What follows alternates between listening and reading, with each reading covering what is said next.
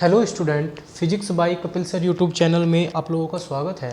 Student, ये हमारी series UP board 12th class के लिए चली हुई है, ठीक है, जिसमें हम 12th क्लास के फिजिक्स के टॉपिक करते हैं बेटा।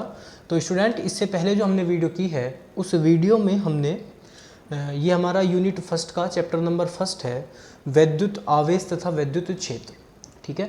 इसमें हमने स्टूडेंट पहले वैद्युत आवेश किसे कहते हैं, वैद्युत क्षेत्र किसे कहते हैं, वैद्युत क्षेत्र की तीव्रता, उसकी तीव्रता के लिए एक व्यंजक हमने प्राप्त किया कि वैद्युत क्षेत्र में रखे किसी बिंदु पर लगने वाले बल युग्म आघूर्ण के लिए। ये हम इससे पहली वीडियो में हम सारा कर चुके हैं।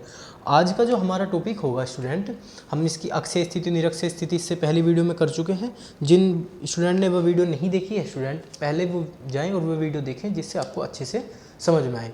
आज का हमारा टॉपिक होगा एक समान वैद्युत क्षेत्र में रखे वैद्युत द्विध्रुव के आघूर्ण के लिए व्यंजक प्राप्त कीजिए। तो आज का हमारा टॉपिक है स्टूडेंट, एक समान वैद्युत क्षेत्र में स्थित वैद्युत द्विध्रुव आघूर्ण पर आज का हमारा टॉपिक है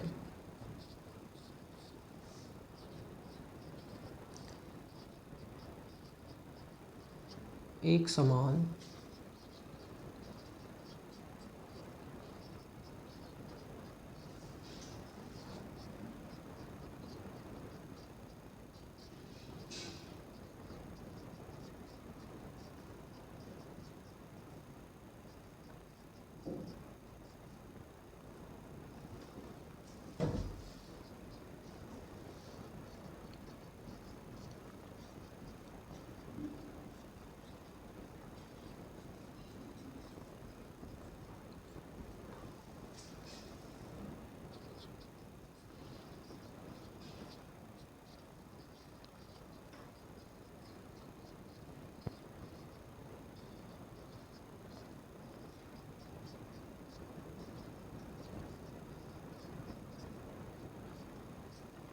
ठीक है स्टूडेंट। आज का हमारा जो क्वेश्चन होगा वो ये होगा कि एक समान वैद्युत क्षेत्र में स्थित वैद्युत द्विध्रुव पर लगने वाले बल युग्म आघूर्ण के लिए व्यंजक प्राप्त कीजिए। ठीक है स्टूडेंट, इस सबसे पहले हम क्या करेंगे, इसका एक डायग्राम ड्रॉ करेंगे। एक समान वैद्युत क्षेत्र,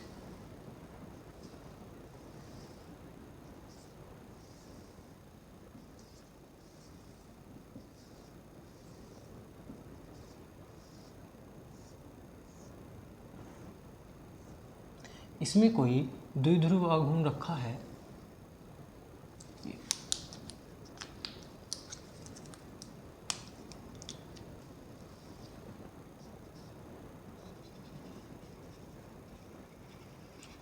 ठीक है। कोई भी द्विध्रुव आघूर्ण होता है स्टूडेंट, उसकी लंबाई होती है 2l, ठीक है। और द्विध्रुव आघूर्ण में स्टूडेंट मैंने आपको पहले भी बताया है कि जब हम वैद्युत आवेश की बात करते हैं तो वो नेगेटिव से, मतलब यहाँ माइनस होगा, ये वाला जो होगा ये होगा -q और ये होगा प्लस q, ठीक है। और हम इसको एक नाम दे देते हैं कि वैद्युत द्विध्रुव आघूर्ण जो ये है वो है ये ऑप्शन, ये ए और बी, ठीक है। और जब हमने बात की थी वैद्युत आवेश की, तो वैद्युत मतलब लगने वाले बल की दिशा अगर +q है, ठीक है, तो लगने वाले बल की दिशा होगी किधर, जिधर वैद्युत क्षेत्र है, ठीक है। तो वैद्युत क्षेत्र कहाँ है, ई, ये, ठीक है। तो लगने वाले बल की दिशा एक तो ये होगी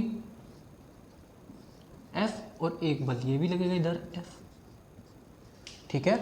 मतलब ये स्टूडेंट मैं आप लोगों को पहले ही पॉइंट लिखवा चुका हूँ कि वैद्युत क्षेत्र की दिशा में लगने वाला बल और वैद्युत क्षेत्र की विपरीत दिशा में लगने वाला बल, ठीक है। अगर प्लस आवेशित होगा तो वैद्युत क्षेत्र की दिशा में बल लगेगा, और माइनस आवेशित होगा तो वैद्युत क्षेत्र की विपरीत दिशा में बल लगेगा स्टूडेंट, ठीक है। तो ये हो गया। तो वैद्युत क्षेत्र की E बराबर F/Q, तो F बराबर EQ, ठीक है। तो इतना ही बल तो यहाँ लगेगा EQ, और इतना ही बल लगेगा इस साइड में EQ, ठीक है। और वैद्युत द्विध्रुव आघूर्ण वैद्युत क्षेत्र में थीटा कोण पर रखा है। अगर थीटा कोण पर रखा है तो स्टूडेंट ये हम इसका बना देंगे बेस, और ये है ना, और इस पॉइंट को नाम दे देंगे हम M। ठीक है, यहाँ तक किसी को कोई दिक्कत? अब हमें लिखना क्या है, इस डायग्राम को देखते हुए ही, इस डायग्राम की ये समझ गए आप ये कहाँ से आया है? ठीक है, इस डायग्राम को देखते हुए लिखना है, माना एक वैद्युत द्विध्रुव आघूर्ण एक समान विद्युत क्षेत्र में स्थित है, और वैद्युत द्विध्रुव आघूर्ण कौन सा है? AB, जिसकी लंबाई 2L है और जो वैद्युत क्षेत्र में थीटा कोण पर रखा है। ठीक है स्टूडेंट, अभी हमें यही लिखना है, मैं लिख देता हूं। हम लिखेंगे इसमें, माना एक वैद्युत द्विध्रुव ई तीव्रता के वैद्युत क्षेत्र में रखा है। माना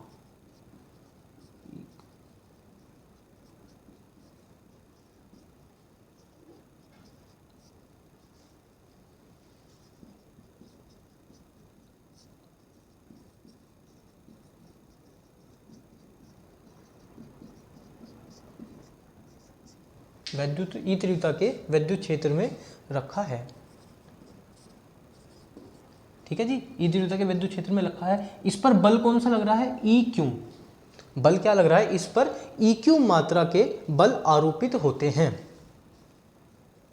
इस पर EQ मात्रा के बल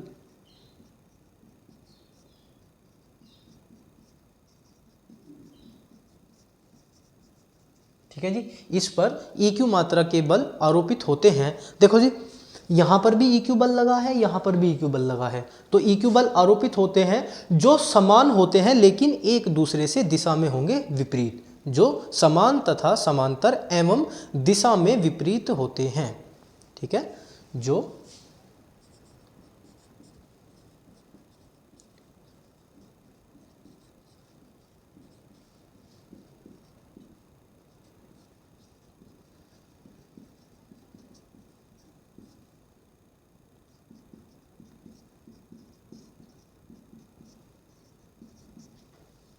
दिशा में विपरीत ठीक है, विपरीत होंगे, और ये दोनों बल मिलकर ही, ये वाला बल और ये वाला बल मिलकर ही एक बल युग्म आघूर्ण का निर्माण करते हैं। स्टूडेंट, विपरीत होंगे तथा दोनों बल विपरीत होंगे और यह मिलकर एक बल युग्म आघूर्ण बनाते हैं। ठीक है, यह मिलकर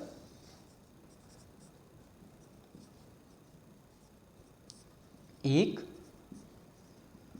बल युग्म आघूर्ण बनाते हैं। जब स्टूडेंट इन दोनों ने मिलकर एक बल युग्म आघूर्ण बनाया तो इनका भी कुछ ना कुछ कार्य होगा।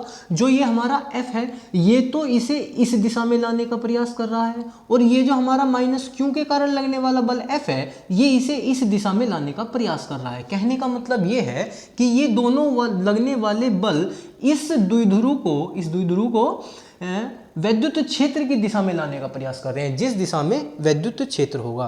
तो कहने का मतलब यह है, यह बल युग्म वैद्युत द्विध्रुव को वैद्युत क्षेत्र की दिशा में लाने का प्रयास कर रहे हैं या प्रयास करते हैं। यह बल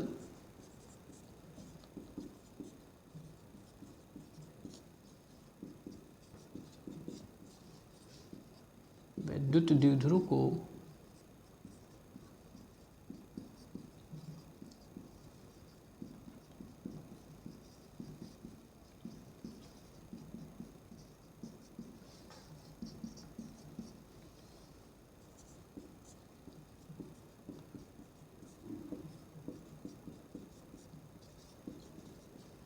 ठीक है स्टूडेंट। अब एक बात बताइए आप, अगर ये हमारा आधार है, ये हमारा लंब है और ये कर्ण है, तो साइन थीटा में हमारे लंब की वैल्यू होगी 2L साइन थीटा। यही होगी ना स्टूडेंट, ये हमारी इसकी वैल्यू हो जाएगी 2L साइन थीटा। यहाँ तक किसी को कोई दिक्कत? अब जो हमारा बल युग्म आघूर्ण होता है, हम उसको डिनोट करते हैं टो से।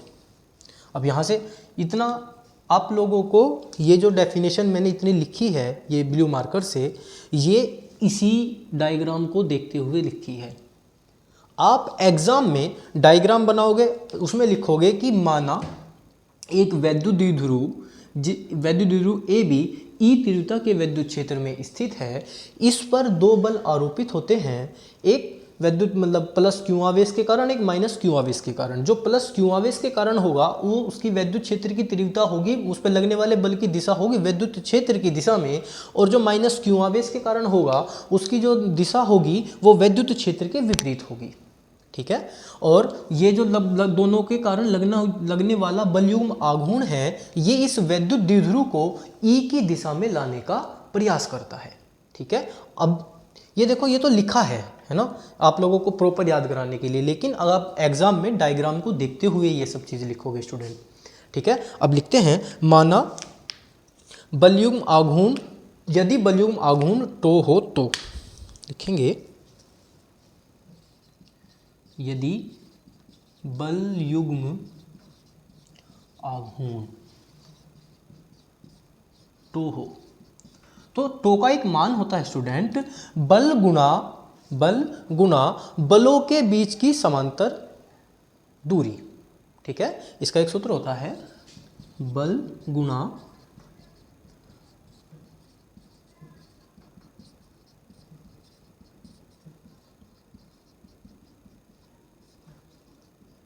ठीक है, तो लगने वाला बल, सबसे पहले लगने वाला बल क्या था, पी ई या क्यू, मतलब क्यू ई क्या था, टो बराबर क्यू ई, और इसके बीच की समांतर दूरी कितनी आई थी, ये वाली दूरी है ना, 2l साइन थीटा, या अगर आप प्रॉपर लिखोगे ना तो लिखोगे पहले क्यू ई मल्टीप्लाई ए, मतलब ये ए एम, यहाँ लिखोगे ए एम, फिर इस ए एम का मान लिखोगे तो यहाँ टो बराबर Q E into 2l sign theta. अब स्टूडेंट आप एक बात बताओ, जब मैंने आपको विद्युत द्विध्रुव आघूर्ण पढ़ाया था तो उसमें बोला था कि ये कोई आवेश था माइनस क्यू प्लस क्यू, इनके बीच की दूरी दी थी 2l, और बोला था आपको इन दोनों आवेशों में से किसी एक आवेश तथा उनके बीच की दूरी के गुणनफल को विद्युत द्विध्रुव आघूर्ण कहते हैं, जिसे हम P से प्रदर्शित करते हैं। तो आपको बोला गया था P इजिकल टू 2QL, है ना। अब आप देखो, ये हमारा 2 ये रहा, Q ये रहा और L ये रहा, तो 2QL को हम क्या लिख सकते हैं स्टूडेंट, P, तो टो इजिकल टू P। अब हमारे पास बचा E साइन थीटा, तो E साइन थीटा, तो tau is equal to PE sine theta, और इसका मात्रक होता है स्टूडेंट न्यूटन मीटर। क्या होता है, न्यूटन मीटर। अब अगर इसको हम वेक्टर फॉर्म में लिखना चाहें तो ये लो जी, टो इजिकल टू PE, वैसे आपको लिखने की ज़रूरत नहीं है ना, ये लो जी, टो इजिकल टू PE है। और अब इसकी कंडीशन होती है स्टूडेंट, 3 कंडीशन हम आप लोगों को इसकी बताएंगे। यदि कंडीशन नंबर 1,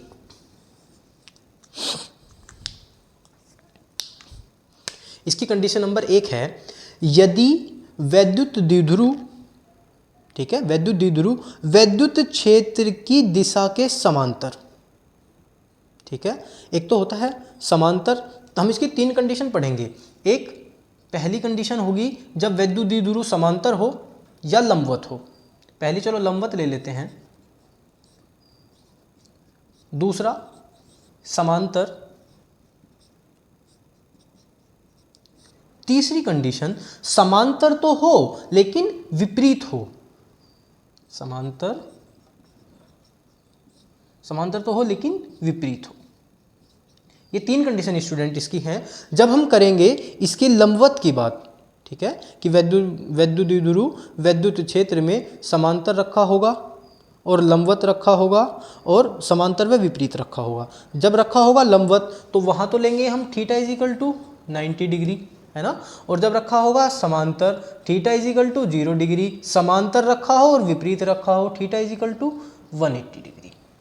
तो देखो, जब हम पहले कंडीशन क्या है, जब वैद्युत द्विध्रुव वैद्युत क्षेत्र में लंबवत रखा होगा तो क्या हो जाएगा, थीटा इजिकल टू 90 डिग्री और साइन 90 इजिकल टू कितना हो जाएगा 1, यहाँ रख देते हैं हम, tau is equal to PE sine 90 और साइन 90 का मान 1, तो tau is equal to P E, है ना। तो कहने का मतलब ये है कि जब वैद्युत द्विध्रुव वैद्युत क्षेत्र में लंबवत रखा जाता है तो टो वैद्युत वॉल्यूम आघूर्ण का जो मान होता है वो होता है मैक्सिमम। कैसा होता है स्टूडेंट? वो होता है मैक्सिमम। तो P इज इक्वल टू, यहाँ अगर हम लगते हैं यहाँ से P का मान निकालते हैं तो P इज इक्वल टू ये इसके टो मैक्सिमम अपॉन E, ये इसका मान होगा। ठीक है, तो एक बार और दोबारा सुने कि जब वैद्युत द्विध्रुव वैद्युत क्षेत्र में लंबवत रखा जाता है, ठीक है, तो इस वैद्युत वॉल्यूम आघूर्ण का जो मान होता है वो होता है मैक्सिमम। तो यहाँ से हम निकालेंगे मैक्सिमम P। ठीक है, अब कंडीशन नंबर 2, जब रखा जाता है समांतर। कैसे रखा जाता है? जब यदि वैद्युत द्विध्रुव वैद्युत क्षेत्र में समांतर रखा गया होगा तो थीटा इज इक्वल टू कितना हो जाएगा? 0 डिग्री, है ना। तो यहाँ से देखो tau is equal to P E sine 0, sine 0 0, तो टो इज इक्वल टू 0। कहने का मतलब ये है कि जब वैद्युत द्विध्रुव को वैद्युत क्षेत्र में समांतर रखा जाता है तो इस पर कोई वॉल्यूम आघूर्ण कार्य नहीं करता, कोई बल युग्म आघूर्ण कार्य नहीं करता। और ऐसे ही स्टूडेंट अगर 180 रखेंगे हम, है ना, तो 180 में क्या होगा? साइन 180 मान कितना हो जाएगा? 0। भाई यही तो होगा ना कि थीटा इज इक्वल टू 180 और साइन 180 का मान 0, और तब भी कितना आ जाएगा? To is equal to 0। 180 में यदि थीटा इज इक्वल टू 180, कहने का मतलब ये है कि समांतर तो रखा गया है लेकिन किस दिशा में रखा गया है? विपरीत दिशा में। तो यहाँ टो इज इक्वल टू 0 होगा और इस कंडीशन में भी इस पर कोई वॉल्यूम आघूर्ण कार्य नहीं करेगा। ठीक है स्टूडेंट, अभी तक हमने पढ़ा जब किसी वैद्युत द्विध्रुव आघूर्ण को एक समान वैद्युत क्षेत्र में रखते हैं तो उस पर लगने वाले वॉल्यूम आघूर्ण के लिए व्यंजक ये था हमारा, जो हमारा आया tau is equal to P E sine theta. अब इसमें स्टूडेंट हमारे पास 3 कंडीशन होती हैं। यदि वैद्युत द्विध्रुव को हम रखते हैं लंबवत, पहली कंडीशन यदि लंबवत रखें, यदि उसको समांतर रखें, और यदि समांतर और विपरीत, मतलब समांतर तो रखा हो लेकिन विपरीत रखा हो। जब लंबवत होगा थीटा 90 होगा, समांतर होगा थीटा 0 होगा, और विपरीत होगा थीटा 180 होगा। अब इन तीनों कंडीशन को हम इस इक्वेशन में रखते हैं। इक्वेशन में रख के अगर मान आ जाता है 0, ठीक है, तो हम उस कंडीशन में बोलेंगे कि इस स्थिति में कोई भी वॉल्यूम आघूर्ण कार्य नहीं करेगा। और अगर मान 0 नहीं आता है, जैसे ये आया था 90 डिग्री पे साइन 91 होता है, तो ये होता है मैक्सिमम। ठीक है जी। अब एक बात और स्टूडेंट, जब इस पर 2 बल लगे हैं, है ना, और इसको घुमाने का प्रयास वे कर रहे हैं वैद्युत क्षेत्र की दिशा में, तो वे कुछ ना कुछ कार्य तो कर रहे होंगे।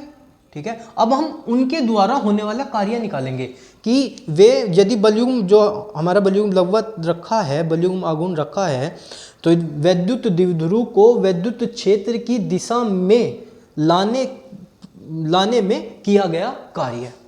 ठीक है,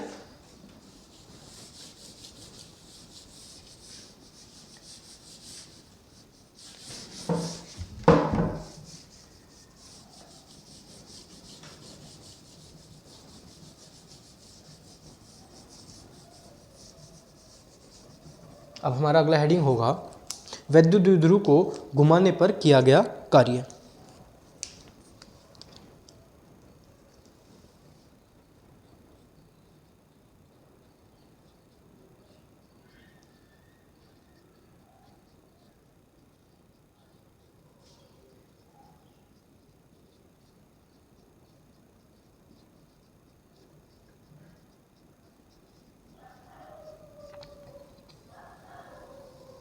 ऐसे लिखेंगे, यदि वैद्युत द्विध्रुव को डी थीटा घुमाने पर डी डब्ल्यू कार्य किया गया हो, जैसे मतलब डी का मतलब होता है अल्पांश, थोड़ा ही हमने घुमाया हो, है ना। या हम लिखेंगे यदि वैद्युत द्विध्रुव को छोटे से कोण डी थीटा घुमाने में, यदि वैद्युत द्विध्रुव को छोटा सा कोण डी थीटा घुमाने में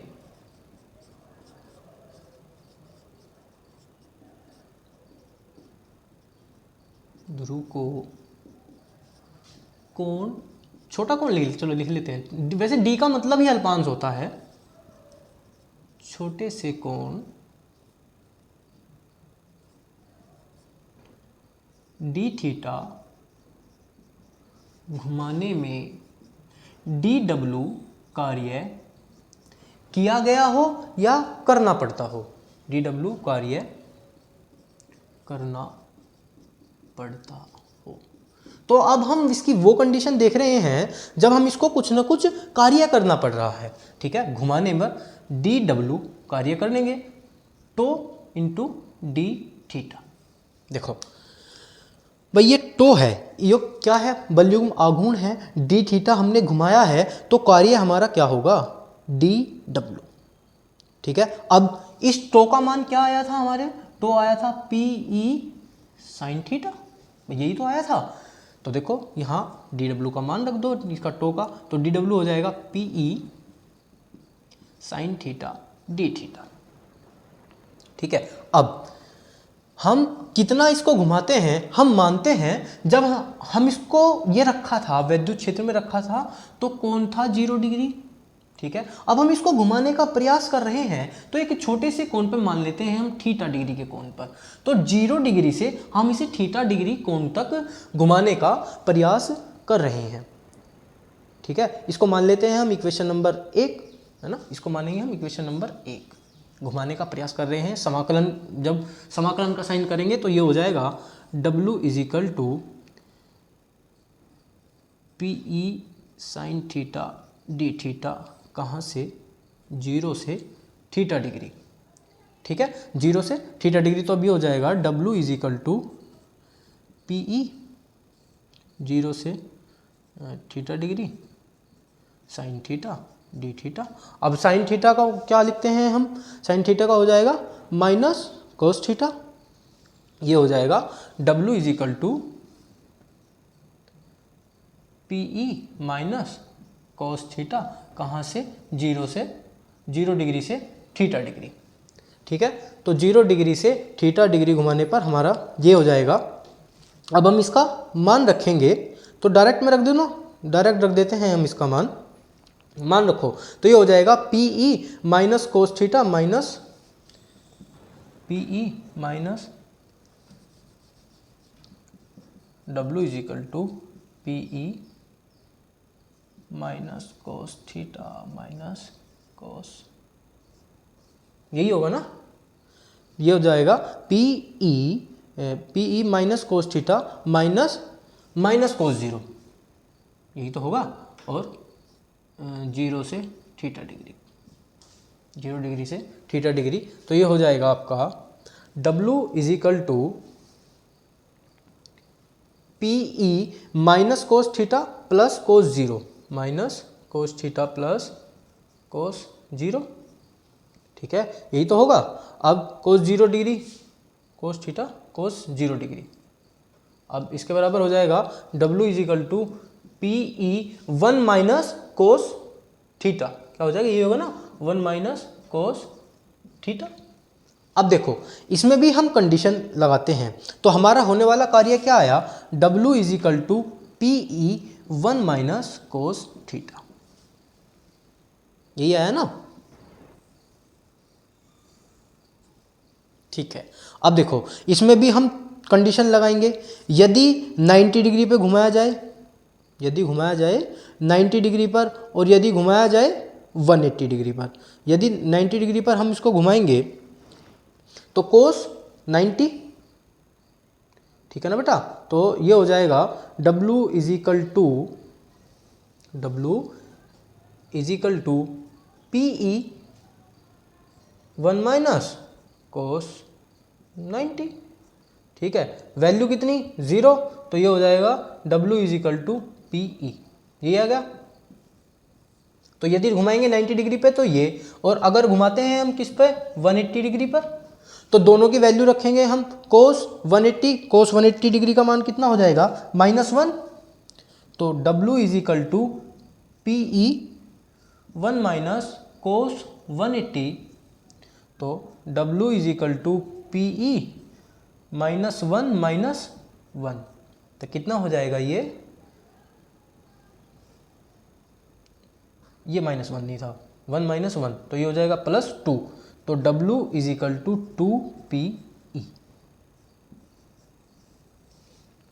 तो स्टूडेंट अगर वैद्युत द्विध्रुव को घुमाने में किया गया कार्य होगा तो W यहाँ से देखो, W = टो इंटू डी थीटा, टो का मान रखा होगा PE sin थीटा, इसमें हमने मान रख दिया तो ये हो जाएगा PE sin theta D theta.